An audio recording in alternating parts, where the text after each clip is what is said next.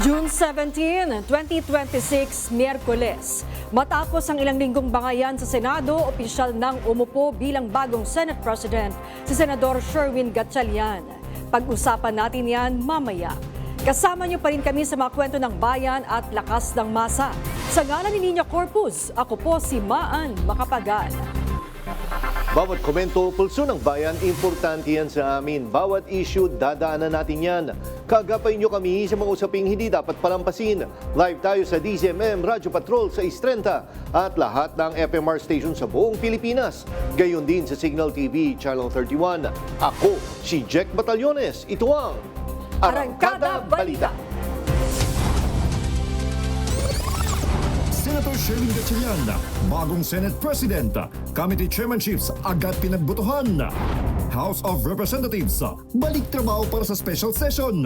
Mahalagang batas sa ilalim ng LEDAC, tina-target maihabol. Majority Floor Leader Sandro Marcos, deadma sa bagong patutsada ng 18 Maleta Boys. Trabaho mas inuuna kaysa pamumulitika. 15 billion supplemental budget, hiniling sa Kamara para sa mga biktima ng lindol sa Mindanao.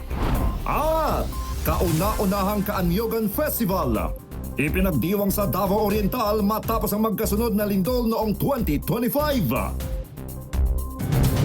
Magsisimula ng umusad ang mga pagpasa ng batas para sa Pilipino. Ito ang paniniwala ng mga mamabata sa pangunguna ni Majority Floor Leader Sandro Marcos matapos na formal na maupo si Senador Sherwin Gatchalian bilang Senate President. Yan ang marangkadang balita ni Willie Delgado Jr.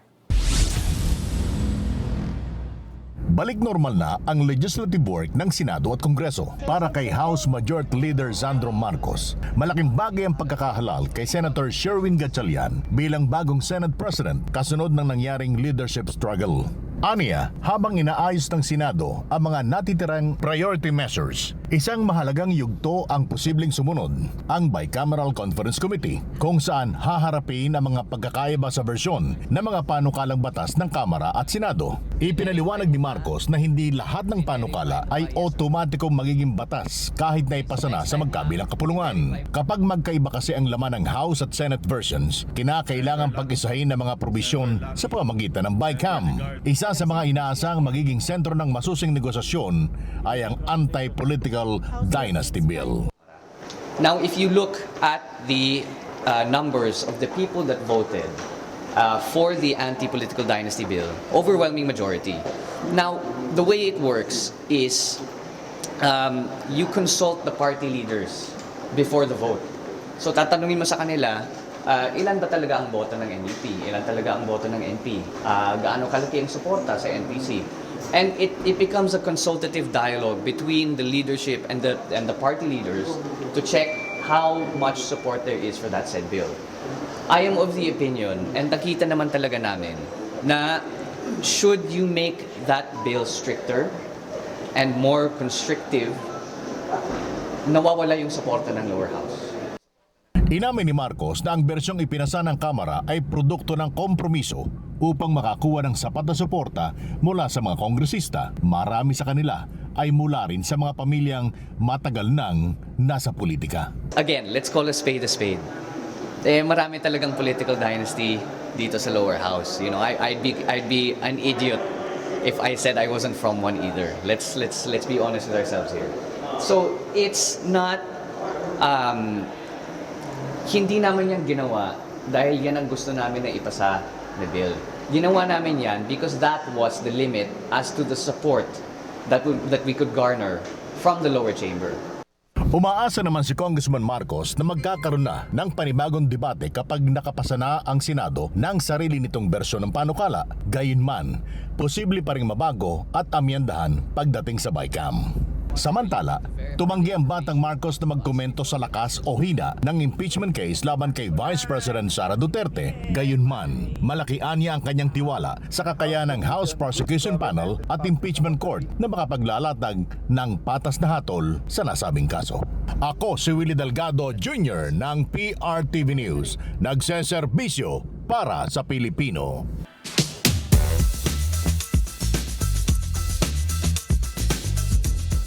Kasama pa rin natin ngayon dito sa PRTV studio si Attorney Mel Santamaria, former Dean ng Far Eastern University Institute of Law. Magandang hapon po ulit, Attorney Mel. Jack, magandang hapon sa inyo. Yes, Attorney Mel, no, yun nga, bukod kasi sa liderato ng Senado, isa sa nagiging mainit na topic is yung, of course, yung malapit ng impeachment trial ni VP Sara. Gaano ka-importante na na-resolve na natin yung leadership squabble, kumbaga, sa Senate bago pa man dumating itong trial na to? Sapagkat ang pinagtutuunan natin kung yung conviction at acquittal. At alam natin na makakapag-convict lang kung 16 votes. Less than 16, acquittal. So dito sa botohan sa liderato ngayon, nakikita natin na yung dating inaakala ng mga tao na hindi mayayanig na 13 Cayetano Black, unti-unti nang medyo nababasag. Ibig sabihin, si Chis Escudero lumipat, si Villanueva lumipat, so sila ngayon ang naging 13. Napakalapit na sa 16. Diba? So makikita mo kung may gumagalaw, baka may gumalaw pa. Oo. So yun ang importansya dyan. Yun nga, Attorney Mel, no? Di ba sabi nga, maraming sabi, 13 nga, hirap na tayo, as in talagang mahabang proseso para maabot natin yung 13. Etong 16, tatlo pa hahabulin natin, mahaba pa rin. Tingin nyo, achievable yan? Well, pag nakita ebidensya siguro, I think. Pag nakita ebidensya, and also, hindi pa tapos kasi ang mga committee appointments Pwede pa magkaroon ng mga deputy dyan, o yung mga, halimbawa, paglagay na natin si Camille Villar, Senator Camille Villar, neophyte siya na senador. Dapat pakita niya ang gilas niya. So paano niya mapapakita ang gilas niya at galing niya kung hindi siya sasama sa majority? Kasi majority directs the flow of the Senate, yung agenda, yung priorities. O para siya magkaroon ng pagkakataon, isulong ang kanyang mga advocacy, baka marahil lumipat rin siya. Pati na rin siguro kapatid niya. Kung kapatid lilipat, yung isang kapatid siguro sasama na rin. So, madaming variables at possibilities na on a practical basis, ang daming maaaring mangyari. Kumbaga may mga moving pieces pa tayo. Meron pa mga moving pieces dito. Hindi pa tayo nakakapagtapos. Kasi kung nakita nga natin, kung ang usapan sa politika quid pro quo, baka may ma-offer na maganda, sumama na ulit. Tandaan natin, Jack, kasi dito sa ating Senado, walang foundational ideological difference ang dalawang panig Kung may magtampo lang ang isa, lilipat na. Kung may nagustuhan lang ang isa, lilipat na. Hindi kung may ideological foundational basis yan, kahit na magtampuhan sila sa loob ng grupo nila, nahandoon pa rin sila. And Attorney Mel, ito nga, akala ng, of course, yung mga nanonood sa atin na, kumbaga yung mga pangkaraniwang mamayan natin, akala nila ay, kung sino yung Senate President, kaya nga maganda na resolve agad yung leadership, siya yung magiging presiding officer sa impeachment. Hindi pala ganun yung case. Sapagkat bago natapos yung June 3, nagkaroon nga ng resolution ng baguhin itong amendahin at least yung rules of impeachment. Dati nakalagay doon, Senate President ang magiging presiding officer, pero pinalitan nila at sabi nila, hindi, ligay na natin. Pwede nating botohin kung sino man sa atin ang gusto o maaring capable maging presiding officer. So, hindi naman, kasi nga, ang isa sa ang napipisil ngayon ay si Senator Chis Escudero, na isang abogado. So, hindi naman siya requirement na ang maging presiding officer sa impeachment trial ay isang abogado. Hindi ganon. Hindi, walang requirement na ganon. No? As a matter of fact, sa ating konstitusyon, walang nakalagay na the Senate President shall be the presiding officer. Walang nakalagay na ganon. Nandoon lang yun sa rules of the Senate. Kaya iyon, nababago nila yon. Kaya wala naman silang niligay na dapat maging abogado. So pwedeng-pwede kahit hindi abogado, maging presiding officer. Ang isa pa ang hindi po na-resolve kasi nga considering na suspended si Senator Jinggoy and pati si Senator Bato ay hindi makita ngayon kasi nga may mga I think si Congressman Luis sinasabi medyo dapat ibaba na yung Do you agree with that? Yung 16 kasi kumbaga parang hindi ba parang lumalabas na parang pumabor naman yun kay VP Sara kung yung may dalawa na siyang boto dahil yung isa nagtatagoy, isa nakakulong dahil for acquittal na kagad yun? Oh yeah. Oh yun nga kasi ang nakalagay sa batas natin, 2/3 of all the respective members of the Senate. Parang napaka-absolute number noon. Kaya lang, parati naman natin pinag-uusapan yung Avellino versus Cuenco, gusto nung iba, yung doktrinang iyon, i-apply rin dito sa pagboboto sa conviction or acquittal. Pero sa tingin ko, opinion ka lang, napaka-specific kasi nung ating Constitution. Kung titignan mo rin ang layunin ng Constitution, sapagkat ang tinatanggal mo, isang halal ng bayan, tinataas nila yung numero para hindi madaling matanggal. No? Yun lang talagang architecture ng ating constitutional provision. Pero, kumbaga, does that work in favor of the, kumbaga, in this case, si VP Sara, kunyari, may dalawa ka ng, isa na kulong, hindi siya makaboto, for acquittal na, then isa na hindi makita. So, may sure na siya na dalawang boto. Hindi ba parang unfair? Well, kung titignan mo mukhang unfair talaga. Ibig sabihin talagang papaling yung kay VP Sara. Oo. Kaya lang yung diwa kasi ng ating konstitusyon, binabalanse nila ang pagtatanggal sa pagkahalal in a nationally democratic process. Kaya binabalanse nila yan. Kaya ginawang 2/3. Pero hindi natin alam. Malay mo, yun ang gawin ng Senado bilang rules nila. Pero baka umakit na naman yan sa Korte Suprema. Yun nga, sir. Para baguhin yung number na hinihingi nga po ni Congressman Luistro na bilang part ng prosecution team. Para mabago ito, kailangan pa ba natin baguhin sa Constitution or pwede na under sa Senate rules? Pwedeng dalawang mangyari dyan. Kung sinasabing malabo ang nasa konstitusyon, pwedeng interpretahin ng Supreme Court kung ano talaga ang ibig sabihin ng katagang 2/3 of all the respective members. Kasi hindi naman nakalagay 2/3 of all the respective members who are present or who are absent. Wala namang nakalagay. Baka sa pag-iinterpreta lang ng Korte Suprema, maaring magbago yung ibig sabihin nun. Doon sa rules nila, aakit rin yun sa Korte Suprema. At pangalawa, ang isang pagbabago dyan para maging syerto na, amendment ng Constitution. Pero hindi natin sinasabi na hindi ito kayang interpretahin ng Korte Suprema. Pwede pa rin. Kasi nga, sir, attorney, kumbaga, hindi naman sa pinangungunahan kasi katulad niya, may dalawa na nga na ano. Then paano, for some reason, pagdating sa botohan ay may hindi pumasok or mag-abstain, pero kung umabsent ka during sa botohan, sa impeachment, ay hindi mo na kailangan ipaliwanag ang iyong vote. Which is, di ba, pag absent is for acquittal din. In effect, yun ang mangyayari. Basta nag-absent ka, parang pinapababa mo yung numero below 16, tama. Pero pwede rin gamitin ng korte ng Senate yung their power to compel the jurors to attend, no? Pero siyempre, kahit na umattend sila, baka no pa rin ang boto, pareho pa rin. Pero that's part of it. That's part of the democratic process kasi. Kasi ang inano ko si attorney, kumbaga hindi nila i-expose yung sarili nila. Kung mag-a-absent, hindi nila kailangan nila kailangan explain ang sarili nila kung mag-a-absent. As a matter of fact, alam mo naman, yung pagboboto dyan, pwede ka lang na hindi mag-explain kasi. Basta sabihin lang, no, yes, no, yes, sapat na yun eh. Okay. Siguro huling tanong na Attorney Mel, I'm sure kanina ka pa namin kasi nakasama. Attorney Mel, ano yung dapat asahan natin tomorrow sa pre-trial conference? May isang group na hinihiling na isa publiko to or at least makover na media. Are you in favor of that? Tsaka yun nga, ano yung expect natin? Well, yes. Gusto kong makita rin natin ang mga ilalatag na ebidensya, ililistang mga saksi, kung ano ang mga issue or facts na pwede nang tanggapin ng dalawang panig para hindi na patibayan sa mismong paglilitis. At para rin makita natin kung ano yung mga i-reserve pa nilang mga ebidensya para magkaroon ng ideya ang ating mga madlano at saka baka may pagtalunan pa dyan. Kasi doon sa sagot ng defense, sa bandang huli, meron silang pinapatanggal na ilang mga ebidensya. Baka nga pag-usapan yan bukas. So yun ang mangyayari bukas. Paglalatag ng ebidensya, paglilista ng saksi, pagkakalendar kung ilang araw ang prosecution, ilang araw ang depensa, ang pagre-reserva ng ilang pa mga saksi na maselang na because of the risk factor, hindi muna nila pwedeng ilantad.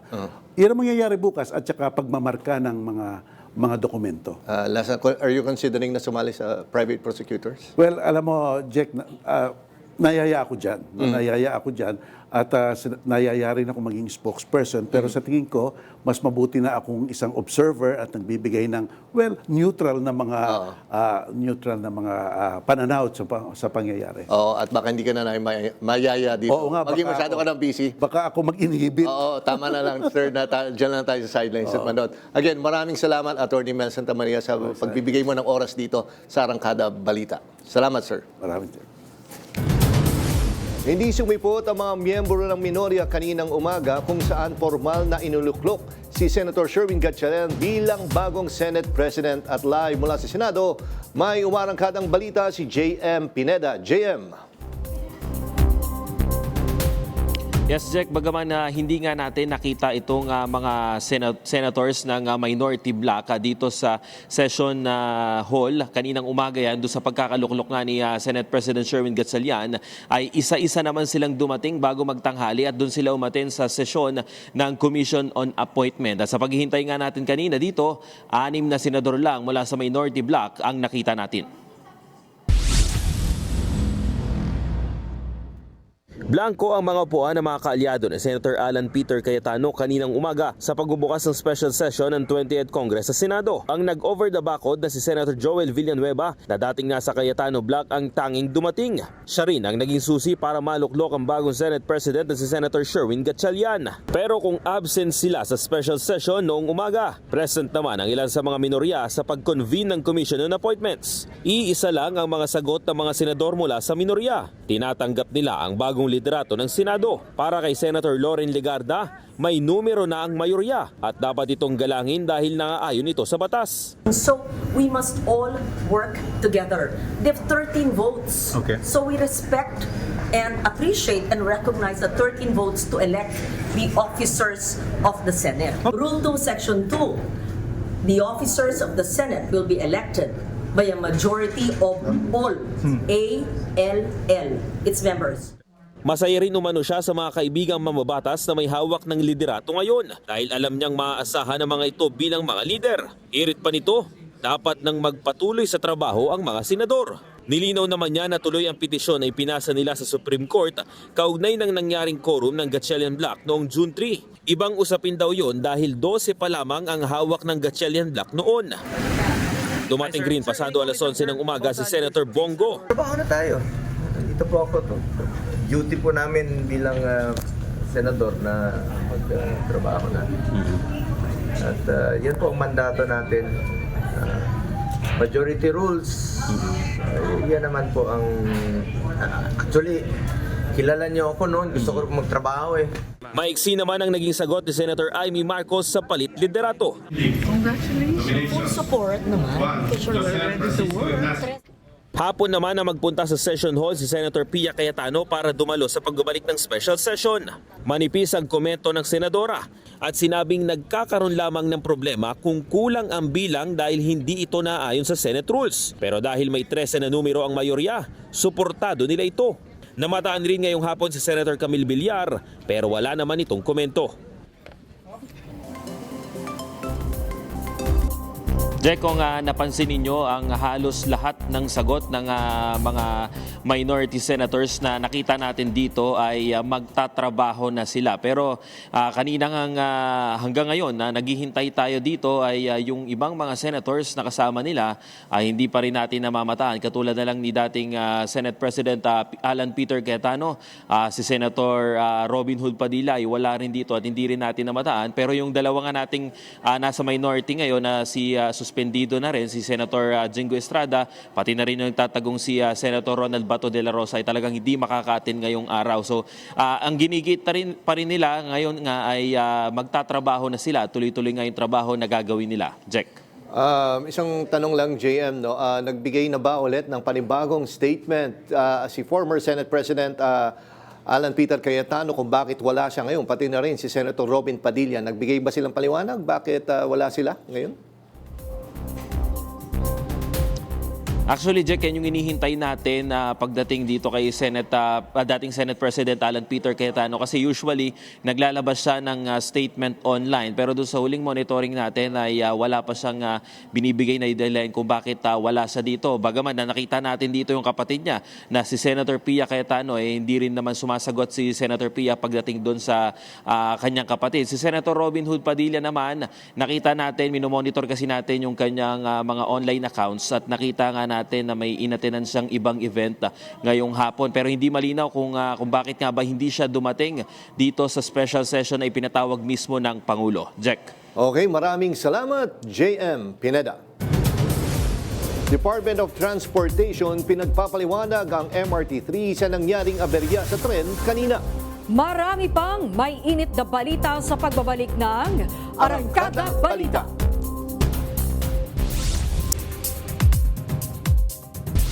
Matapos sa mahigit isang buwan ng liderato ni Senador Alan Peter Cayetano, opisyal na siyang pinalitan ng bagong Senate President na si Senador Sherwin Gatchalian. At bagamat inaasahang magiging magulo ang sitwasyon, naging mapayapa at maayos ang pagpapalit ng liderato sa sesyon kaninang umaga. Live mula sa Senado, may umaarangkadang balita si Angela Babad. Angela. Maan kung noong May 11 nga ay naging agaw eksena yung pagkakahalal kay Senator Alan Peter Cayetano bilang Senate President, ang pagkakahalal naman ni Senator Sherwin Gatchalian bilang Senate President ngayong araw ay naging tahimik at diretso sa punto. Pasado alas 9 ng umaga kanina nang tuluyan ng matapos ang mahabang gilian sa liderato ng Cayetano at Gatchalian block. Ito ay matapos dumalo ni Senator Joel Villanueva sa special session kung saan nabuo ang 13 Senator quorum. I rise today to nominate Senate President Pro Temp Sherwin Gatchalian as the President of the Senate of the Philippines. Throughout his public service career as member of the House of Representatives, as Mayor of Valenzuela City, and as Senator, he has consistently proven his competence, his effective leadership, and his unparalleled work ethic. All those in favor of Senator Sherwin Gatchalian as Senate President of the Republic of the Philippines, say aye. Aye. All those against, say nay. The ayes have it. Senator Sherwin Gatchalian is declared Senate President of the Republic of the Philippines. Nalusaw ang haka-haka ng magulong pagpapalit liderato matapos na rin ang pagpapahayag ni Senator Alan Peter Cayetano ng mapayapang pagbaba sa posisyon. Ang ika-13 senador na si Senator Joel Villanueva, sinabing trabaho lamang at wala nang ibang dahilan ang kanyang pagdalo sa sesyon. I mean, you've seen how I work today. I'm almost at the floor most of the time, the entire day. So. Ayon kay Villanueva, maayos ang kanilang naging pag-uusap ni Cayetano. Samantala ayon kay Senator Panfilo Lacson, kung aaksyonan ng Korte Suprema ang petisyon ng Cayetano Block hinggil sa June 3 session, ay sasagot pa rin ang kampo ni Gatchalian. Mensahe naman ng bagong mayorya. An offer is an offer. We want to see the actual action nung kanyang offer of reconciliation. And by their absence today? Well, it doesn't, it doesn't support. We will reach out to the minority. Hindi naman to majority lang na petition sa Senate composed of 24 senators. So I'll definitely reach out to all of our colleagues, especially in the minority.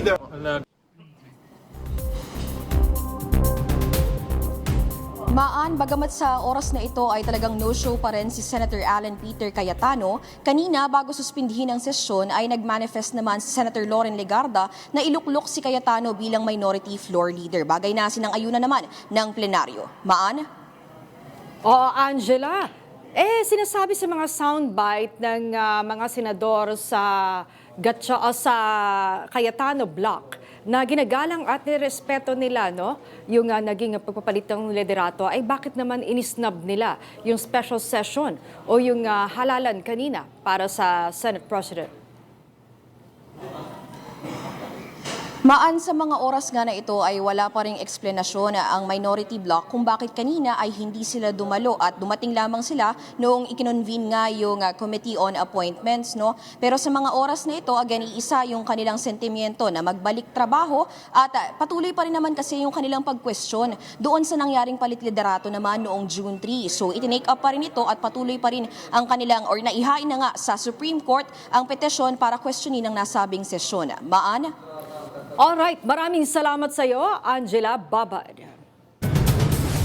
Mas umiinit ang palitan ng pahayag sa gitna ng nalalapit na impeachment trial ni Vice President Sara Duterte at ng mga pagbabago sa Senado. Inilahad ng Malacanang ang pananaw na ito sa posibleng pagharap ng Vice Presidente sa paglilitis at ang bagong liderato ng Senado. Yan ang umarangkadang balita ni Christian Bascones.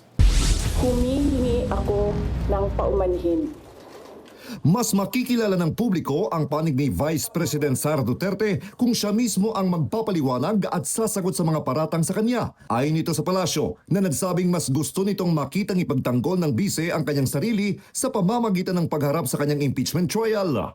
Nararapat lamang po dahil kung siya po ang siyang inuusig sa mga ganitong klaseng impeachment trial, nararapat lang na siya po ang magsalita at magpaliwanag at siya mismo ang makapagbibigay ng kanyang tamang tugon para maipaliwanag niya at malinis niya ang kanyang pangalan. Hindi naman nakikita ng palasyo bilang agarang banta ang posibilidad na maantala ang impeachment trial dahil sa issue ng ilang senador na iniuugnay sa flood control scam. Ayon pa kay Castro, may 22 aktibong senador pa rin na dumadalo sa mga sesyon kaya hindi pa dapat pangunahan ang usapin sa quorum. Muli namang binalikan ng Malacanang ang mga naunang pahayag ni VP Sara laban kay Pangulong Ferdinand Marcos Jr. na ayaw ron nitong agawin ang pagka-presidente ni PBBM. Ayon kay Castro, paiba-iba ang mensahe ng Vice Presidente at may mga nauna na ring pahayag na tumutukoy sa pagpapababa sa pwesto ng Pangulo. July 19, 2025, siya mismo ang nagsabi sa mga kababayan habang siya ay nakikipag-usap o nagsasalita before the Filipino community. Ang sabi niya sa The Hague or sa Netherlands, July 19, 2025. Lahat sila, sabi nila, lahat sila ay nagnanais na pababain sa pwesto ang Pangulo. Kasama siya sa nais na magpababa sa Pangulo.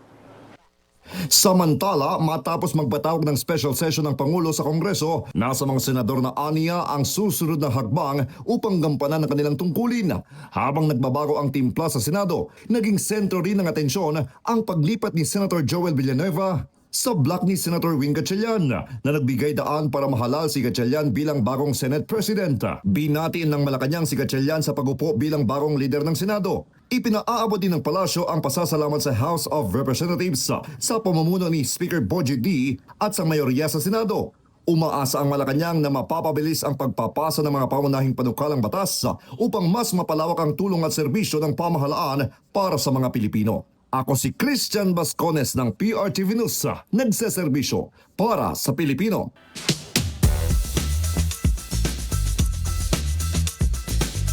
May bago ng Senate President sa katauhan ni dating Senate President pro tempore Sherwin Gatchalian. Una nang nag-concede si dating Senate President Alan Peter Cayetano. Tuloy-tuloy na nga ba ang trabaho sa mataas na kapulungan?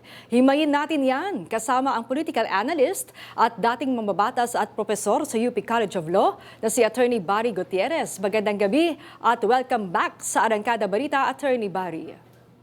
Magandang gabi, Miss Maan. Ayan, natuldo ka na. Attorney Barry, yung 2 linggong bangayan at agawan sa leadership sa Senado. So anong masasabi nyo ngayon? Dahil nahalal na, nagkaroon na ng 13 majority votes. Well, 'di ba? Long time overdue na itong pangyayaring ito. Dahil ang masaklap doon sa mahabang bangayan sa Senado ay nagugulo yung trabaho na dapat sanang natututukan. Dahil doon sa hindi pagpunta ng dating mayorya ni Senator Alan Peter Cayetano doon sa huling 3 araw ng sesyon bago tayo pumasok sa special session, madaming trabahong nabitin. Kasama na dito yung pagkilos sana ng Commission on Appointments doon sa mga iba't ibang mga pending na mga appointments. Kasama yung appointments ng mga general sa AFP. So ngayong once and for all, klaro na si Senator Win Gatchalian ay hindi lang acting president pero full-fledged Senate President na. Umaasa tayo na muling makakabalik na ang Senado doon sa dapat naman nilang matagal nang tinututukan. At yan yung pagpasa ng batas, paggawa ng kanilang trabaho, at ito pag-asikaso din dito sa nahaharap nating impeachment trial ni VP Sara Duterte. Oo, pero Attorney Barry, una rito, no, 9 o'clock yung special session, pero 7 o'clock nag-post sa kanyang Facebook page si Senador Cayetano na tila nagko-concede. Expected niyo ba to? Kasi, di ba, ilang linggo rin yung kumapit siya talaga sa kanyang pwesto. Tingin ko, naging klaro na rin sa kanya na wala ng punto na magpanggap pa siya na siya ang Senate President. Ganong 13 na ang magiging senador na boboto para sa bagong Senate President at Senator Win Gatchalian. So kung pinagpilitan pa niya yun hanggang kanina, talagang wala nang tutungtungan yung kanyang mga sinasabi. In fact, sa aking pananaw, nung palang nagkaroon ng sesyon yung 12 na senador at dineclare all seats vacant, dapat ganun palang kaaga. Na-realize niya kaagad na mukhang wala na siyang suporta para manatiling Senate President. Pero ganong pinilit niya, hinanap nila yung 13, ngayong nandyan na yung 13, at least mukhang siya mismo ay wala nang kayang gamitin para pagtakpan pa yung malinaw na katotohanan na siya ay wala nang suporta at siya ay hindi na pwedeng manatili bilang Senate President. Yun nga lang, medyo hindi yata pagiging good sport yung hindi pag-attend. Diba? Dahil sa mga nakaraang pagpapalit pwesto naman sa Senado, at ang pinaka-latest example nito, noong May 11, nung hinalal ng 13 senador si Alan Peter Cayetano bilang Senate President, hindi naman natin nakitang umalis o nagdabog ang dating Senate President na si Senator Tito Soto. Diba? Kasi yun naman talaga nangyayari. So medyo, while mabuti naman, hindi na siya nanggulo dito, nakakalungkot lang na hanggang sa dulo, hindi pa niya mabigay yung respeto na dapat namang ipinakita sana dito sa bagong liderato ng Senado. Pero mukhang, Attorney Barry, mukhang hindi pa niya talaga tanggap yung pagkatalo. Parang hindi pa rin suko. Kasi ang soundbite din ng mga senador sa Cayetano block ay iginagalang at irerespeto nila. Pero inisnab naman nila yung special session kanina. Anong ibig sabihin nun? Ayaw nila magpakita doon at makita yung stand? Yun nga yung nakakadismaya dito eh. 'Di ba? Dahil hinalal sila ng ating mga kababayan para magtrabaho sa Senado. Ngayon, kung hindi, 'di ba? Hindi naman laging nakukuha mo yung gusto mo sa liderato eh. Sila rin naman eh. Sila yung nagwagi nung May 11. Ngayon sila ay napalitan. Dapat naman sa kasaysayan ng Senado, sa mga ganyang klaseng pangyayari, sa kabila ng mga ganyang klaseng pangyayari, tinatanggap ng mga senador kung ano yung sinasabi ng boto at nagpapatuloy lang sila sa kanilang trabaho at sa kanilang mga kanya-kanyang papel. Ngayon lang ako nakakita na parang mga bata, umasta ang mga senador at tila hanggang sa dulo ay nagdadabog pa. Sila na mismo nagsasabi kanina eh. Lahat naman ng mga nag-attend kanina, kahit late, ay nagsasabi, 13 votes na, tanggap namin ito. Di ba, isang tabi na nyo yung yung puot at yung sama ng loob. Tanggapin na nyo ito para sa kabutihan ng taong bayan na inyong pinagsisilbihan. Sa dulo, hindi naman ito tungkol sa kanila personal eh. Tungkol ito sa trabahong hinalal sila para gawin. At sana sa darating na mga araw, medyo magkaroon naman ng konting paglilinaw ang mga pag-iisip ng mga senador na ito at magawa nila ng mas maayos at mas profesional ang inaasahan nating trabaho sa kanila. Sabi nga ni Attorney Mel Santa Maria kanina, baka hurting pa. Parang sa pag-ibig. Yun na nga, paano pala yung petisyong inihain ni Senador Cayetano? Baliwala na yon? Moot and academic na ba? Sa tingin ko, yung una pa lang medyo magiging hesitant na ang Supreme Court na mag-rule dyan. Dahil nga sa political question na the doctrine, na basically, ang sinasabi ay kung ang magiging desisyon ng Korte Suprema ay manghihimasok na sa internal na mga usapin sa isang co-equal branch of government, gaya nga ng Senado, ay iiwasan na nilang pumasok pa sa ganyong klaseng usapan. At ngayong naging klaro na meron ng 13 votes si Senator Win Gatchalian na naghalal sa kanya bilang full-fledged Senate President, tingin ko wala nang dahilan para mag-rule pa ang Supreme Court doon sa gustong pag-usapan nila Senator Alan Peter Cayetano. Kung sa lingwahe ng batas, moot and academic na itong usapin na ito. Ibig sabihin, kahit sabihin pa nilang mali yung nangyari nung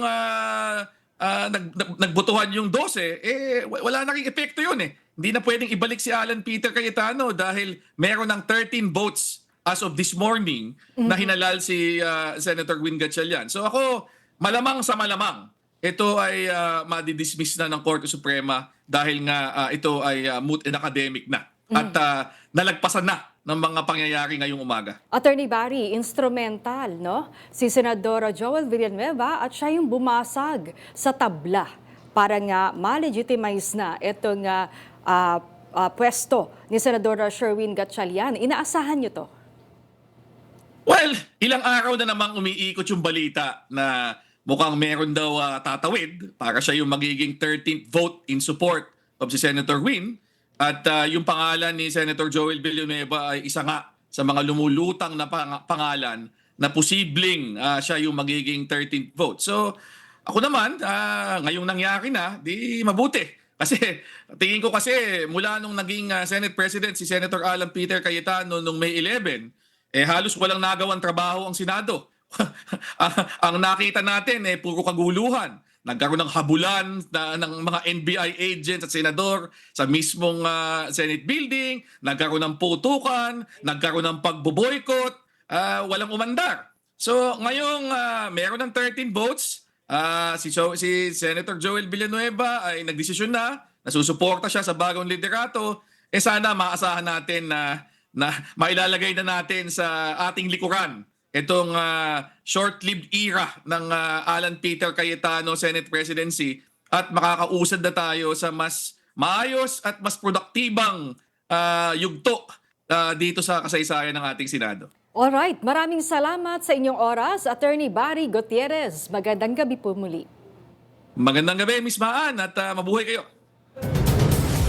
Sa ibang balita, inihain ni Lanao del Sur Representative Zia Alonto Adjong ang isang panukalang batas na magbibigay ng 15 billion pesos na supplemental appropriation sa iba't ibang government agencies para sa rehabilitation efforts sa Mindanao. Kasunod ito ng tumama ng magnitude 7.8 na lindol sa Sarangani noong June 8. Ayon kay Adjong, ito ay bilang suporta sa kasalukuyang government response sa situation. Kabilang sa target na ma-fast track ay ang pag-restore ng mga eskwelahan, health facilities, mga kalsada, tulay at irigasyon. Kailangan din ng pondo para sa dagdag suporta sa mga pamilya, mga trabahador, magsasaka, mangingisda na apektado ng lindol. May ilang kritisismo si House Trial Spokesperson at Lanao del Sur Congressman Zia Alonto Adjong pagdating sa pre-trial brief na isinumite ng depensa ni Vice President Sara Duterte. Yan ang marangkadang balita ni Mari Ocampo. May mensahe ang House Prosecution Panel sa naging depensa ni Vice President Sara Duterte matapos maisumite ang kanilang pre-trial brief para sa nalalapit na impeachment trial. Ayon kay House Trial Spokesperson at Lanao del Sur Congressman Zia Alonto Adjong, bagamat umabot sa 72 pages ang isinumiteng pre-trial brief ng depensa na nanatili umano ang mga pangunahing tanong sa mga paratang laban sa Vice-Presidente. Yun nga parang it's lack of we expect that it would be specific detailing kung ano po yung magiging defense nila, but unfortunately what they have provided is actually lack of substance, no. So sabi nga nila parang ampaw, no, tinimbang ka ngunit kulang. Binigyang diin niya na marami sa mga testigo at dokumentong nakalista ng depensa mula rin sa mga ebidensyang nauna ng inihain ng prosekusyon. Kaya tanong niya kung ano ang independent factual narrative ng depensa. Mukhang ang gusto nila is i-adapt nila yung mga ebidensya at i-adapt nila yung mga witnesses natin. It only goes to say that maybe they don't have really an answer to these allegations and they are actually not willing to answer these allegations. Pero para kay Adyong, sa halip na tapusin ang mga tanong ng publiko, mas nagpatibay pa umano ang isinumiteng pre-trial brief na kailangang magpatuloy ang paglilitis para lubusang masuri ang mga ebidensya. Nakatakda bukas, Huwebes, ang pre-trial conference ng impeachment case sa Senado. Ako, si Mari Ocampo ng PRTV News, nagsaserbisyo para sa Pilipino.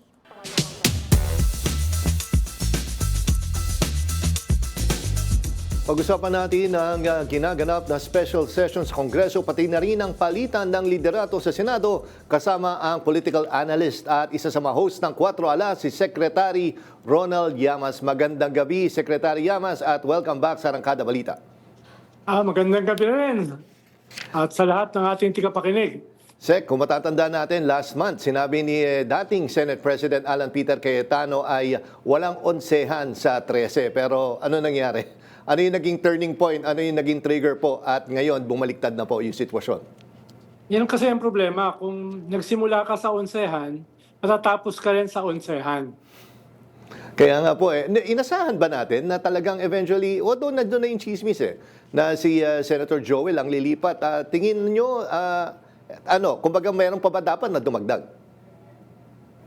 Well, hindi ako magugulat dahil itong nakaraang 2 linggo, yung mga pulong ni Alan Peter na at that time ay kinokontest pa yung leadership ng Senado, ay nabawasan na yung mga kasama niya. 4 ang hindi sumasama. At pakikita rin natin dun sa sinampan nilang kaso sa Supreme Court, parang kulang na ng 2 yung kanilang mga signatories. At kahapon ay mas malala doon sa nangyaring Blue Ribbon, alleged Blue Ribbon Committee, ay isang senador lang ang dumalo at mukhang hindi pa nakapasok, si Amy Marcos. So makikita mo na paubos ng paubos yung suporta niya mismo sa kanyang mga kapwa senador. Today nga, yung isang kasama nila, si Mark Villar, ay nasa abroad. Kahit alam ni Mark Villar na napakahalaga nitong suporta niya dito sa dating Senate President na si Alan Peter Cayetano. So nakikita mo may mga abandoned ship na nangyayari. And Sec, ganito, eto, si bagong Senate President Sherwin Gatchalian, nakikita nyo ba na kaya niyang, kumbaga, maging ma-unite ang minority at majority? Kumbaga, hindi nang ma-unite, pero maging tahimik na ang Senado. Nandun ba yung respeto ng both groups sa kanya? Well, siya kasi yung voice ng stability. At siya yung, more than any other senator, siya yung kayang tumawid sa iba't ibang paksyon sa Senado. Pero then again, ay mahirap maging optimistic dahil napakanipis nung majority. Ibig sabihin, anytime pwede yan magbago. Kung ang tingin ng mga senador na may kanya-kanyang republic, kanya-kanyang political calculation, kung ang tingin nila ay hindi maglilingkod sa kanilang interest yung Senate President, hindi ako magugulat kung sakaling meron na namang tatalon. Pero sana, mahiya naman sila. Dahil ang at stake dito ngayon ay yung survival ng Senate as an institution. Dahil itong nakaraang 37 days ay guhong-guho yung kredibilidad ng institusyon ng Senado. Isa to sa, if not the shortest Senate presidency, pero the most destructive. Halos kung monitor niyo yung mga surveys, monitor niyo yung social media, ubos ang tiwala ng ating mga mamamayan dito sa ating institusyon na Senado. Kaya buti na lang ay bago ito lumala ng husto, ay napalitan yung liderato ni Alan Peter Cayetano. And huling tanong na lang po, kanina sinabi nyo nga na yes, nagkaroon na ng palitan ng liderato sa Senado, pero manipis pa rin, considering yung numbers, nandun pa rin, manipis pa rin yung lamang, hindi siya overwhelming, kumbaga. At of course, hindi natin maiwasan sa social media, may mga agam-agam na sinasabi hindi pa sila fully nagtitiwala doon sa 2 bagong lipat. Kayo po, sir, ano po ang take nyo tungkol dyan? Well, sabi nga ni Winston Churchill dati, this is not yet the end. This is not even the beginning of the end. But this is the end of the beginning. So marami pa itong kabanata na mangyayari. Bukas, magkakaroon ng pre-trial, ayusin nila yung mga rules, etc. Tapos sa July 6, magsisimulang ng formal yung Senate as a trial court at within the next 2 to 3 months ay magkakaroon ng paghatol yung Senado. So marami pang posibleng mangyari. Pero ang mahalaga ay meron ka ng bagong liderato, ang mahalaga may bago ka ng majority dahil dito sa parating na trial ay kinakailangan mo yung majority para mabuksan yung mga ebidensya. Kung hindi mo hawak ang majority, baka mahirapang buksan ang mga evidence. Kaya sana maging optimistic tayo, sana maging mapamatsyag tayo, pero hindi pa tapos itong prosesong ito. Okay, nako.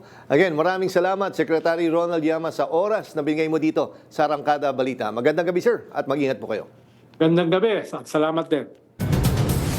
Ipinagpatuloy ng Office of the Ombudsman ang pagpapatawag sa mga dati umanong bodyguard ni dating congressman at ngayon pugante na si Zaldico. Sa harap ng mga paratang nila, nanawagan si House Majority Leader Sandro Marcos na pagtuunan na ng pansin ang mahalagang bagay at hindi ang mga ingay sa politika.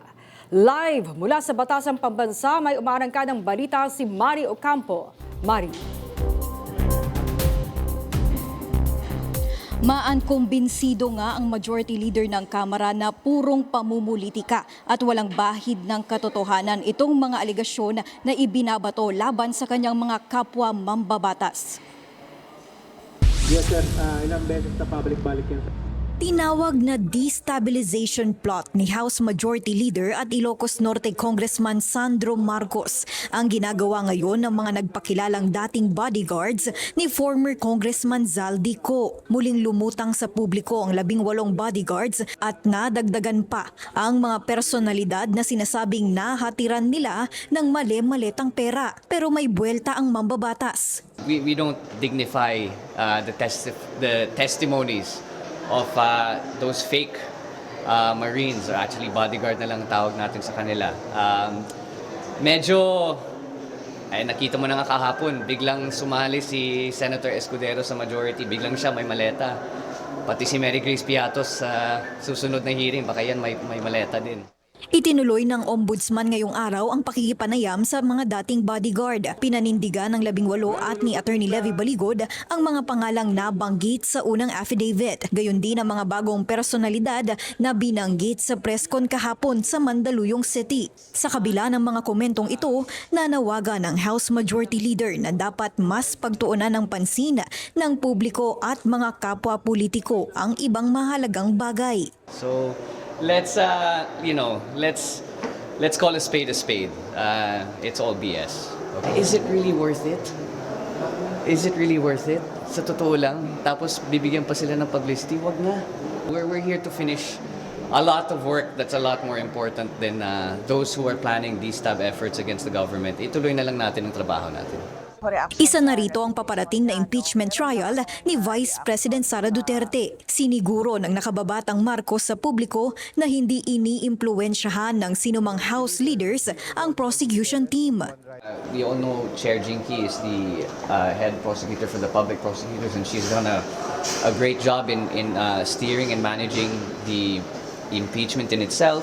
So I don't think it's necessary for the leadership to intervene or have any directives to them. They are all brilliant in their own way. At sa pag-upo nga ni Senator Sherwin Gatchalian bilang bagong leader ng Senado, umaasa ang ating House Majority Leader na hindi lang mapagtutuunan ng pansin yung impeachment trial ng Vice Presidente, kundi magkakaroon na rin ng sapat na oras para maasikaso ang iba pang batas na nakabinbin sa Senado bago nga ang papalapit na sona ng Pangulo sa Hulyo. Maan? Maraming salamat sa iyo, Mari Ocampo. Pinagpapaliwanag ni Transportation Acting Secretary Giovanni Lopez si MRT3 General Manager Michael Capati sa nangyaring aberya sa pagitan ng MRT3 Buendia at Guadalupe stations bandang alas 5:30 ng umaga kanina. Sa nilabas na memorandum ni Secretary Lopez, inatasan niya si GM Capati na magbigay ng detalyadong paliwanag sa loob ng 24 oras kung bakit hindi siya dapat patawan ng administrative sanction matapos magkaaberya. Naibalik ang normal na operasyon ng linya mag-alas 7 ng umaga. Pero nagdulot pa rin ito ng abala sa mga pasahero. Dahil dito, iniutos ni Lopez ang pagbibigay ng libreng sakay para sa mga pasahero ng MRT3 ngayong araw at sisingilin ito sa Sumitomo. Inatasan din ng kalihim si Capati na maglabas ng show cause order sa MRT3 Rehabilitation at Maintenance Service Provider na Sumitomo Corporation at sa mga consultants nito para ipaliwanag ang aberya. Ipinagdiwang ang kauna-unahang Kaanyogan Festival sa Tarragona, Davao Oriental matapos yanigin ng dalawang magkasunod na lindol noong nakaraang taon. Yan ang umarangkadang balita ni Noreen Igonia. Kulay na mga floral float, ethnic attires at bigay-todong cultural dance performance ang nasaksihan ng mga Tarragonians at ng kanilang mga bisita sa pagdiriwang ng kanilang 60th founding anniversary sa Tarragona, Davao Oriental. Kasabay kasi nito ang pagsagawa nila ng pinakaunang Kaanyogan Festival nitong Hunyo 16. Sa kapistahang ito, ipinagpasalamat ng 10 barangay ng bayan ang kanilang masaganang ani sa pagsasaka, lalo na sa kanilang mga niyugan na siyang pangunahing hanap buhay nila. Kasama din sa kanilang ipinagpasalamat ang kaligtasan matapos yumanig ang dalawang magkasunod na lindol sa kanilang bayan noong Oktubre 2025. Is widely planted with coconut. No? The word Kaanyogan comes from the root word niyog, lubi, tree of life, nga nahimong dakong kabahin sa kung unsa mi karon. Daghang kaayong mga estudyante nga napagraduar na, professional, nahimong ingani ang amo ang panginabuhian tungod sa tree of life. And that's the very reason why we give value sa lubi, sa niyog.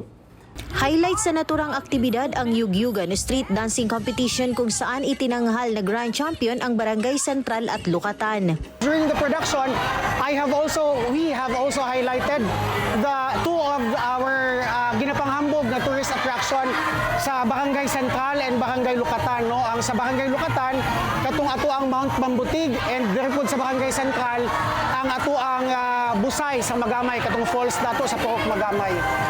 Inaasahan na magiging tuloy-tuloy na ang aktibidad upang makatulong ding mapalago ang kanilang turismo sa lugar. Maliban sa mayamang sakahan, sagana rin sa lamang dagat ang mga taga-Tarragona dahil coastal area ang malaking bahagi ng kanilang lugar. Mula dito sa Tarragona, Davao Oriental, Noreen Igonia ng PRTV News, nagseserbisyo para sa Pilipino. At yan ang mga umarangkadang balita ngayong araw. Sa ngalan ni Niña Corpus, ako po si Maan Macapagal. At ako naman si Jack Batallones. Para hindi mauli sa usapan, kapit lang hanggang sa susunod na Arangkada Balita.